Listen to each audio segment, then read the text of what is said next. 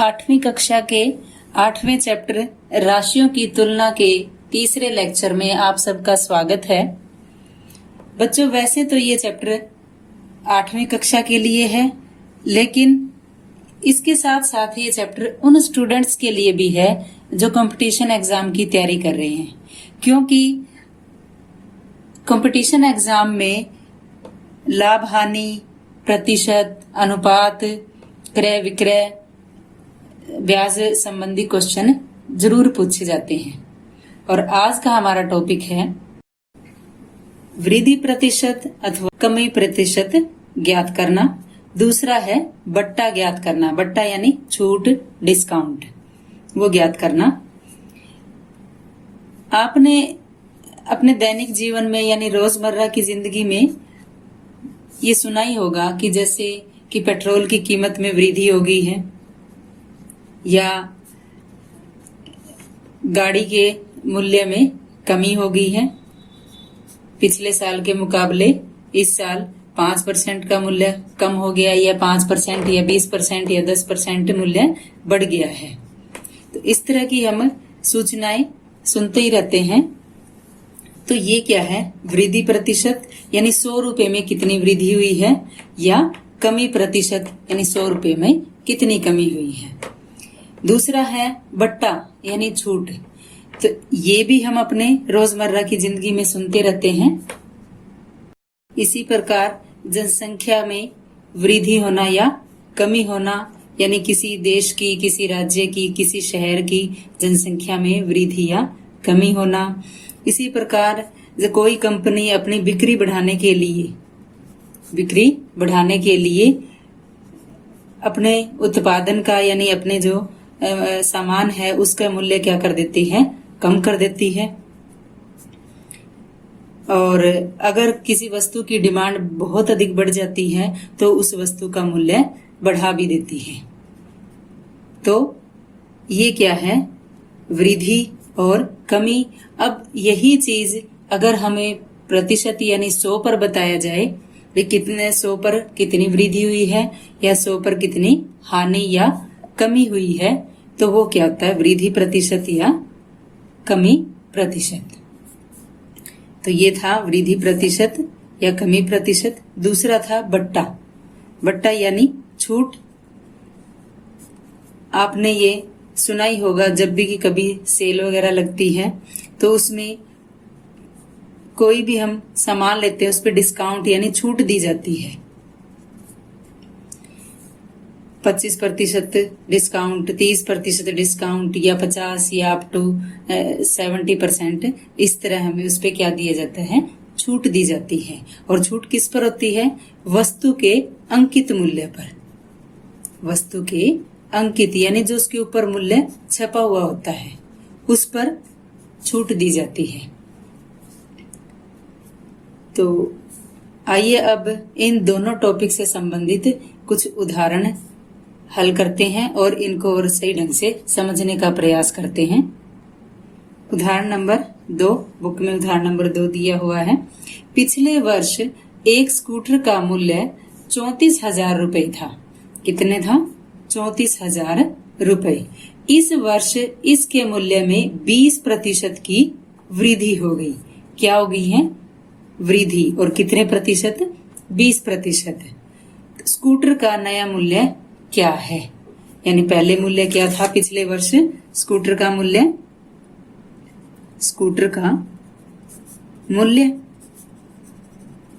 34,000 रुपए। और वृद्धि दी हुई है, वृद्धि प्रतिशत 20%। अब वृद्धि ज्ञात करेंगे कि वृद्धि कितनी हुई है, क्योंकि ये तो 100 पर दिए हुए है कि 20% की वृद्धि हुई है। अब 34,000 पर कितने की वृद्धि होगी? तो 34,000 का 20%। अब 34,000 का 20% क्या होगा? 34,000 का की जगह गुणा 20% का मतलब 20/100। अब इसको हल कर लेंगे। 2 जीरो से 2 जीरो काट देंगे। 340 की 20 से गुणा करेंगे दोनों के अंत में एक एक जीरो है तो 2 जीरो आ गई। 2 चौके 8 और 2 तिये 6, 6,800 रुपए की क्या होगी है वृद्धि। तो अब स्कूटर का नया मूल्य क्या होगा?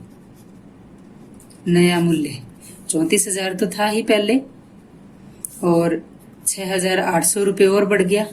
कुल रुपए कितने हो गए हैं? 0 0 8 0 8 और 0 8, 6 और 4 10, 1 हासिल 3 और 1 4, 40,800 रुपये। अब स्कूटर का नया मूल्य कितना आ गया है? 40,800 रुपये। इस तरह का कोई और भी उदाहरण हम देख सकते हैं। जैसे बिक्री बढ़ाने के लिए कंपनी स्कूटर के मूल्य में 5% की कमी कर देती है या 5% मूल्य घटा देती है। तो यानी स्कूटर का मूल्य कितना है? 34,000 रुपये और कितना मूल्य घटाया गया? घटाया गया मूल्य कितना? 5%, यानी 100 पर 5 रुपए कम हो गई और 34,000 का 5% क्या होगा? 34,000 गुणा 5/100। 2 जीरो से 2 जीरो काट देंगे। 5 से 340 की गुणा करेंगे तो 5 0 0, 5 के 20 हासिल 2, 5 3 15 और 2 17, 1700 रुपए की स्कूटर के मूल्य में क्या कर दी गई है? कमी कर दी गई है। तो अब जो स्कूटर का नया मूल्य क्या होगा? नया मूल्य, क्योंकि पहले 34,000 का था, बिक्री बढ़ाने के लिए 1700 रुपए कम कर दिए हैं, तो अब इसका नया मूल्य आ गया। 0 में से 0 गया 0, 0 में से 0 गए 0, 10 में से 7 गए 3, यहाँ 3, 3 में से 1 गया 2 और 3 में से 0 गए 3, 32,300 रुपए। अब नया मूल्य स्कूटर का क्या हो गया? 32,300 रुपए। कब? जब 5% की कमी कर दी गई है और जब 20% की वृद्धि की गई तब उसका मूल्य बढ़कर कितना हो गया? 40,800 रुपए। आइए अब तीसरा सवाल उदाहरण हल करते हैं जो कि बट्टे से संबंधित है। उदाहरण 3, 840 रुपए अंकित मूल्य वाली एक वस्तु 714 रुपए में बेची जाती है। बट्टा और बट्टा प्रतिशत कितना है? अंकित मूल्य यानी उस वस्तु का छपा हुआ मूल्य कितना है? 840 रुपए और वो वस्तु बेची गई। बेची गई मूल्य क्या होता है? विक्रय मूल्य, यानी कितने रुपए में वो वस्तु बेची गई। तो वस्तु का अंकित मूल्य, वस्तु का अंकित मूल्य बराबर 840 रुपए और विक्रय मूल्य यानी किस मूल्य पर उस वस्तु को बेचा गया है? 714 रुपए पर। बट्टा यानी छूट, डिस्काउंट, तो कितने छूट होगी? यानी उस पे 840 रुपए रेट लिखा हुआ था और वो वस्तु दी गई 714 रुपए में। तो बट्टा क्या आएगा? अंकित मूल्य में से विक्रय मूल्य घटा देंगे, यानी बट्टे का फार्मूला क्या हो गया? बट्टा ज्ञात करने का अंकित मूल्य माइनस विक्रय मूल्य, ये फार्मूला बन गया। बट्टा बराबर अंकित मूल्य है 840 रुपए और विक्रय मूल्य है 714 रुपए। 840 में से 714 घटाएंगे, 10 में से 4 गए 6, यहाँ 3 रह गया, 3 में से 1 गया 2 और 8 में से 7 गए 1, 126 रुपए उसे छूट मिली है। अब हमें ज्ञात करना है बट्टा प्रतिशत। ये तो था बट्टा, अब ज्ञात करना है बट्टा प्रतिशत, यानी 100 रुपए पर ये कितनी छूट हुई है। तो बट्टा प्रतिशत का, क्योंकि देखो बट्टा अंकित मूल्य पे होता है तो इसका फार्मूला क्या होगा? बट्टा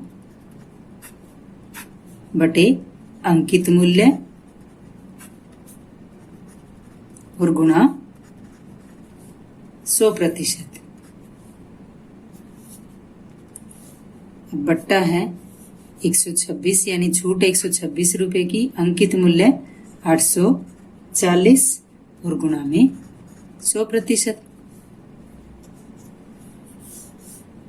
अब इसको हल करेंगे, 1 0 से 1 0 काट देंगे और 10 और 84 को 2 पे काट देंगे।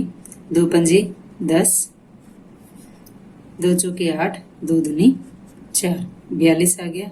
अब 42 से 126 को भाग करें तो यानी 2 3 6, 3 चौके 12, यानी ये 3 पे कट जाएगा। 42 से कम 42, 42 3 126। 3 और 5 की गुणा करेंगे तो कितना आ जाएगा? 15, और ये आ गया 15%। यानी बट्टा प्रतिशत यानी छूट प्रतिशत कितना है? 15%, यानी 100 रुपए पर 15 रुपए की छूट हुई है। तो ये था तीसरा उदाहरण। उदाहरण 4, एक फ्रॉक का सूची मूल्य 220 रुपए है। सेल में 20% बट्टे की घोषणा की जाती है। इस फ्रॉक पर बट्टे की राशि क्या है और इसका विक्रय मूल्य क्या है? फ्रॉक का क्या दिया हुआ है? सूची मूल्य, सूची मूल्य और अंकित मूल्य दोनों समान ही होते हैं। और यहाँ क्या दिया हुआ है कि सेल में 20% बट्टे की घोषणा की जाती है, यानी उसका जो अंकित मूल्य है वो 220 रुपए है फ्रॉक का। इस फ्रॉक पर 20% की छूट है। ज्ञात करना है कितने रुपए की छूट हुई है और इसके साथ है कि इसका विक्रय मूल्य क्या है। तो फ्रॉक का जो अंकित मूल्य है या सूची मूल्य, फ्रॉक का सूची मूल्य 220 रुपए, बट्टा प्रतिशत 20% है, और बट्टा यानी छूट क्या होगी? छूट हमेशा अंकित मूल्य पर या सूची मूल्य पर होती है। तो 220 का 20%, 220 का 20%। तो ये कितना आ जाएगा? 220 का की जगह गुना और 20% का मतलब 20/100। 1 0 से 1 0 कैंसिल, दूसरी से दूसरी, 22 दूनी 44 रुपए। कितने रुपए की छूट हो गई?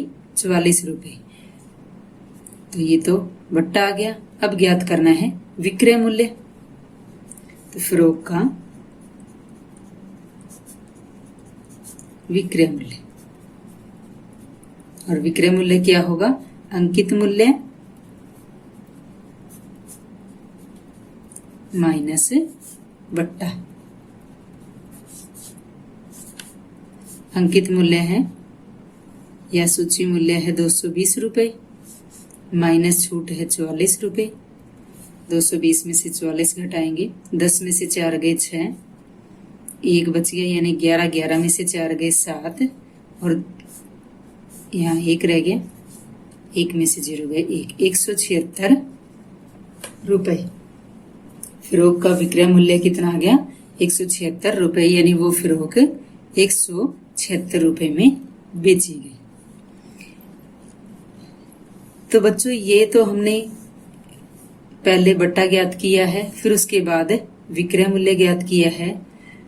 अगर हमें बट्टा ना पूछा गया और सीधा ही विक्रय मूल्य पूछा हुआ है तो हम बिना बट्टा ज्ञात किए ही विक्रय मूल्य ज्ञात कर सकते हैं।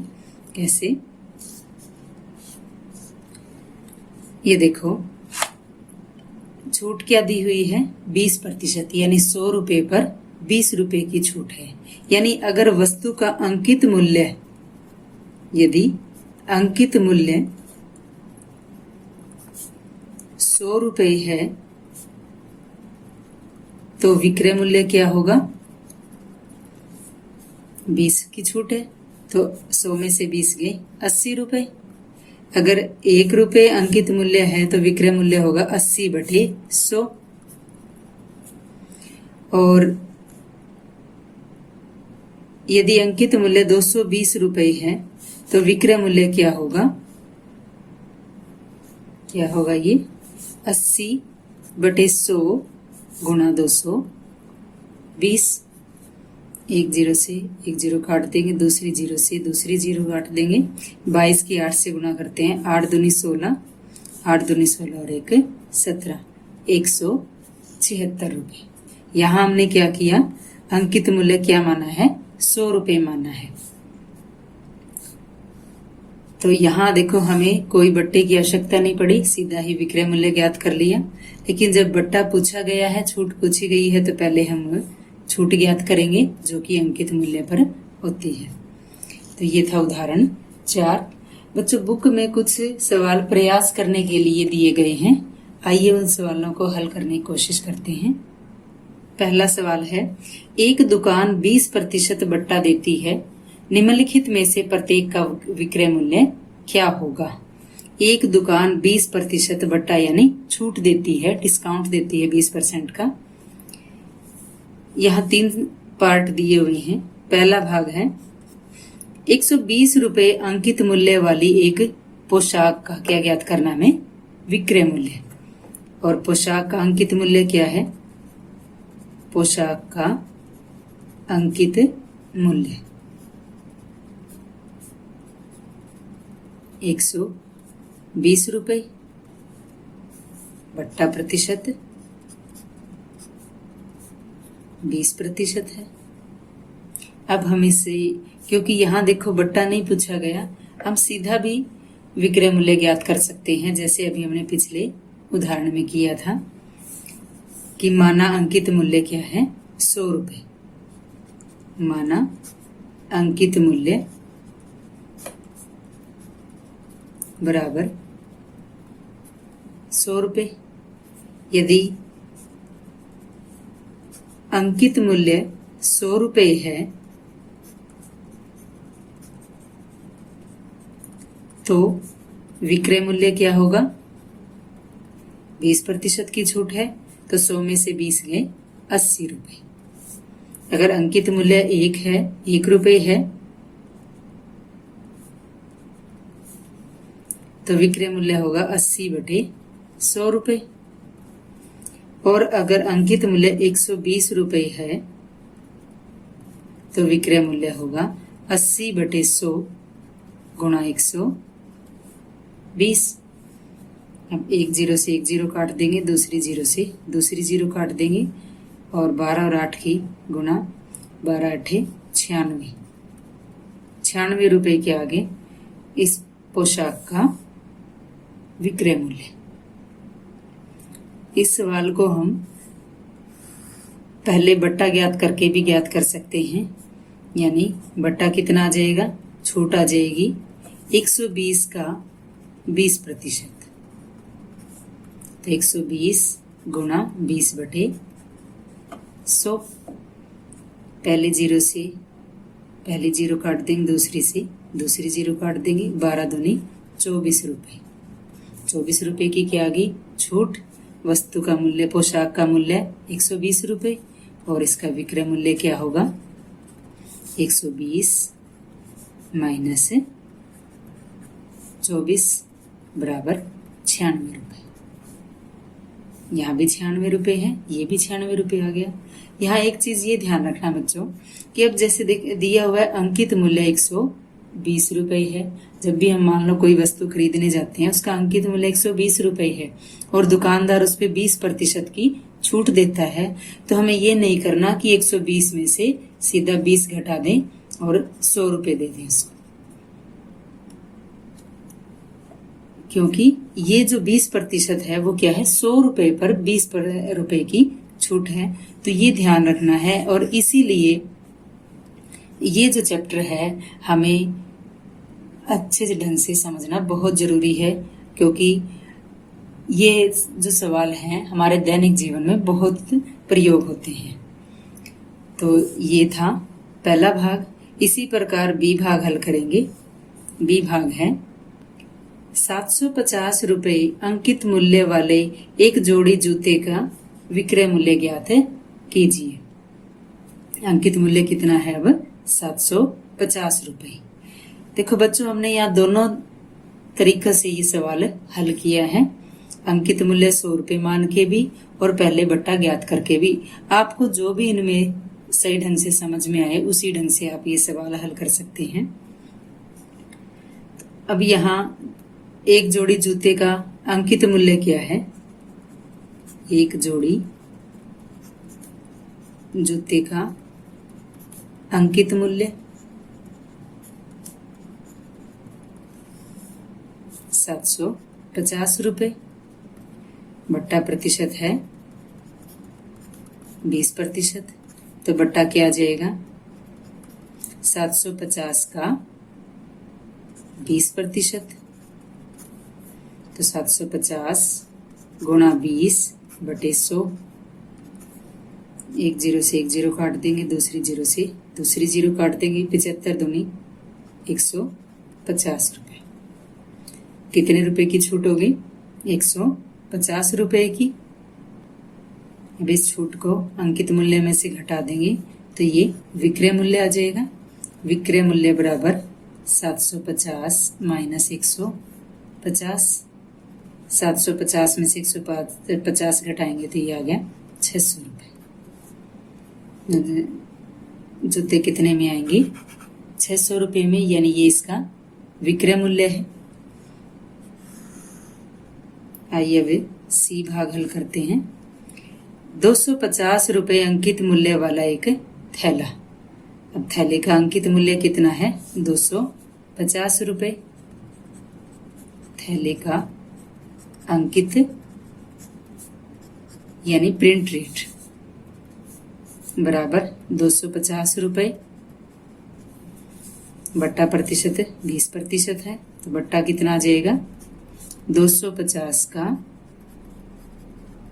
20%। तो 250 गुणा 20 बटे 100। जीरो से जीरो काट देंगे, दूसरी जीरो को दूसरी से काट देंगे। 25 दूनी 50 रुपए की क्या हो गई है? छूट हो गई है। तो थैले का विक्रय मूल्य बराबर 250 यानी अंकित मूल्य माइनस छूट या बट्टा। तो 250 में से 50 घटाएंगे 200 रुपए। तो थैले का विक्रय मूल्य आ गया 200 रुपए। तो ये था पहला सवाल। दूसरा सवाल, 15,000 रुपए अंकित मूल्य वाली एक मेज 14,400 रुपए में उपलब्ध है। बट्टा और बट्टा प्रतिशत ज्ञात कीजिए। यानी मेज का अंकित मूल्य कितना है? 15,000 रुपए और वो कितने में मिल रही है? 14,400 रुपए में। यानी 14,400 क्या है? विक्रय मूल्य है। क्या ज्ञात करना है? छूट, बट्टा और बट्टा प्रतिशत। तो मेज का अंकित मूल्य क्या होगा? अंकित मूल्य बराबर 15,000 रुपए और 14,400 क्या है? ये विक्रय मूल्य। तो मेज का विक्रय मूल्य बराबर 14,400 रुपए। अब कितने रुपए की छूट होगी? 15,000 में से 14,400 घटा देंगे। यहाँ क्या फार्मूला बन गया? बट्टा बराबर अंकित मूल्य माइनस विक्रय मूल्य। विक्रय मूल्य। बच्चों, ये फार्मूले जो तुम्हें बीच बीच में बता रही हूं, इन्हें आपको याद करना है। 15,000 में 14,400 घटाएंगे तो ये आ जाएगा 600 रुपए। कितनी छूट हो गई? 600 रुपए की। अब ये छूट 100 पर कितनी है? यानी बट्टा प्रतिशत तो बट्टा प्रतिशत का फार्मूला क्या था, बट्टा बटे अंकित मूल्य, क्योंकि ये हमेशा अंकित मूल्य पर ही होती है छूट जो भी दी जाती है। तो बट्टा बटे अंकित मूल्य और गुणा 100%। बट्टा है 600 रुपये, अंकित मूल्य है 15,000 रुपये, गुणा 100%। अब इसको हल करेंगे, 0 से 0 काट देंगे, 60 बटे 15, तो 15 एकम 15, 15 चौके 60, कितना आ गया 4%, यानी 100 रुपये पर 4 रुपये की छूट हुई है। ये है बट्टा प्रतिशत। आइए अब तीसरा सवाल हल करते हैं। तीसरा सवाल, एक अलमारी 5% बट्टे पर 5,225 रुपये में बेची जाती है, अलमारी का अंकित मूल्य ज्ञात कीजिए। इससे पहले हमने बट्टा प्रतिशत या विक्रय मूल्य ज्ञात किया था, अब हमें अंकित मूल्य ज्ञात करना है, यानी ये उन सवालों से क्या है, उल्टा है। अब यहाँ क्या दिया हुआ है, एक अलमारी 5% बट्टे पर 5,225 रुपये में बेची जाती है, यानी 5,225 रुपये क्या हो गया, विक्रय मूल्य हो गया। अलमारी का विक्रय मूल्य 5% क्या है, बट्टा प्रतिशत है। तो बच्चों इस सवाल को हम x मान के भी हल कर सकते हैं और 100 अंकित मूल्य को 100 मान के भी हल कर सकते हैं, क्योंकि यहाँ हमें मानना ही पड़ेगा, क्योंकि जो बट्टा है वो अंकित मूल्य पे ही होता है, ना कि विक्रय मूल्य पे। अगर हम इसमें अंकित मूल्य को x मानेंगे तो ये सवाल थोड़ा टिपिकल हो जाएगा, मुश्किल हो जाएगा। तो इस सवाल को आसान बनाने के लिए यहाँ हम क्या लेंगे, अंकित मूल्य को 100 रुपये मानेंगे। तो माना अलमारी का अंकित मूल्य बराबर 100 रुपये, और जो बट्टा प्रतिशत है वो कितना है, यानी बट्टे की दर है 5%। तो छूट क्या होगी, यानी बट्टा हो गया 100 का 100 रुपये पे, यानी 5% का मतलब 100 रुपये पे 5 रुपये की छूट, तो बट्टा आ गया 5 रुपये। विक्रय मूल्य, अगर आपको ये ज्ञात करना कैसे आया तो इसको लिखेंगे हम 100 गुणा 5/100, 100 से 100 कट जाएगा, ये 5 रुपये। और हम सीधा भी लिख सकते हैं 5 रुपये, क्योंकि ये भी क्या है, 100 रुपये पर 5 ही रुपये है। तो विक्रय मूल्य बराबर 100 में से 5 गए 95 रुपये, यानी विक्रय मूल्य अगर 95 रुपये है तो अंकित मूल्य कितना है, 100 रुपये, और विक्रय मूल्य 5,225 रुपये होगा तो अंकित मूल्य क्या होगा। अब यहाँ एक नियम का प्रयोग करेंगे। यदि विक्रय मूल्य 95 रुपये है, जो हमें निकालना होता है वो हम दाएं हाथ की तरफ यानी सीधे हाथ की तरफ रखते हैं। विक्रय मूल्य दिया हुआ है इसके बाएं हाथ की तरफ, और अंकित मूल्य ज्ञात करना है तो हमारे सीधा हाथ यानी दाएं हाथ की तरफ लिखते हैं उसको। तो यदि विक्रय मूल्य 95 रुपये है तो अलमारी का अंकित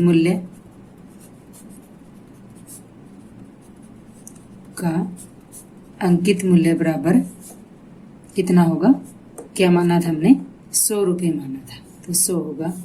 अगर विक्रय मूल्य 1 रुपये है तो अंकित मूल्य होगा 100 बटे 95 रुपये, और विक्रय मूल्य अगर 5,225 रुपये है तो अंकित मूल्य क्या होगा, 100 बटे 95 गुना 5,225 रुपये। अब इसको हल करेंगे, पहले 5 से भाग कर लेते हैं। 19 पंजे 95, यानी ये आ गया 19, 5 एकम 5, यहाँ 2 आ गया, 2 नहीं जाएगा तो एक और 2 ले लेंगे अगली संख्या, तो 5 0 0, पाँचों के 20, फिर 2 बच गया 25, यानी 5 पंजे 25। यहाँ भाग नहीं होती तो अलग से भाग करके भी सवाल को हल कर सकते हो।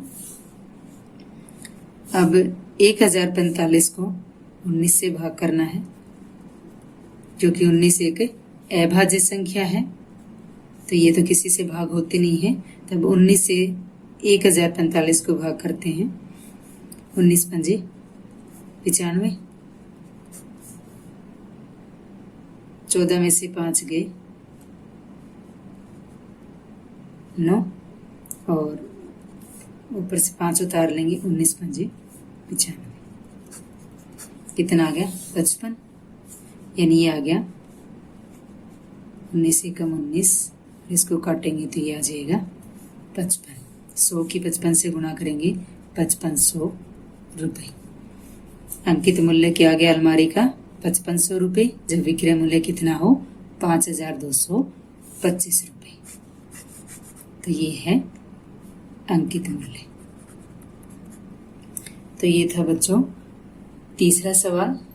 अब एक और सवाल, जैसे मान लिया कि मोनू को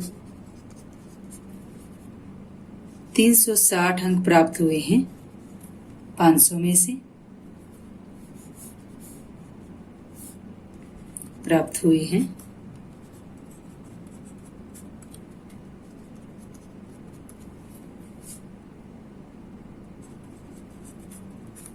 और सोनू को 420 600 में से अंक प्राप्त हुए हैं, अंक प्राप्त हुए हैं। अब सोनू या मोनू इन दोनों में से किसको अधिक अंक प्राप्त हुए हैं? तो इस बात का निर्णय हम सिर्फ इन अंकों को देखकर नहीं कर सकते। इसके लिए हमें क्या करना पड़ेगा, यहाँ पे प्रतिशत ज्ञात करना पड़ेगा, यानी 100 पर कितने अंक प्राप्त हुए हैं। कहने का मतलब हमें यहाँ पे सोनू और मोनू के प्रतिशत अंक ज्ञात करने हैं। तो यानी कितने प्रतिशत दोनों को अंक प्राप्त हुए हैं। तो 360 कितने में से प्राप्त हुए, 500 में से। तो ये कितना प्रतिशत हो जाएगा, गुणा में 100, एक जीरो से एक जीरो काट देंगे, दूसरी जीरो काट देते हैं। 5 एकम 5, 5 सते 35, एक बच गया 10 हो गए, 5 दूनी 10। मोनू को अंक प्राप्त हुए 72%।